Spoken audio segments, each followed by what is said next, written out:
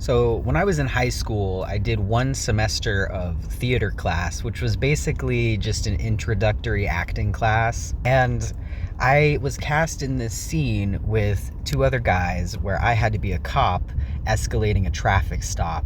And eventually I had to pull out a gun. And I asked the teacher, this was, by the way, back in like 2014 or something when school shootings weren't a thing yet. And I asked the teacher, do you have a prop for me that I can use? And he was like, no, just use your hand, make a handgun. But that wasn't realistic or immersive enough for me, so I brought a water pistol, a little teeny tiny water pistol like the one in the Apple emoji, to school with me.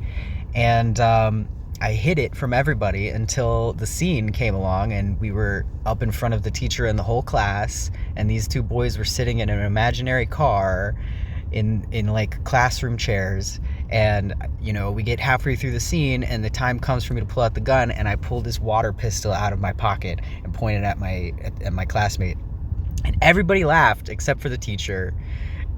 But I saw him smile. He was a very stoic guy, by the way, but I saw him smile, and then he pulled me aside after we were done and he was like, that was very clever, but what you did just now was you put your castmates in a situation, you put them in a situation where they don't know what they're supposed to do next. They weren't expecting a gun. I told them there was going to be no prop. They were expecting no props. You pulled out a prop and that took them out of their flow, and that is disrespectful to your cast members. So don't ever do that again.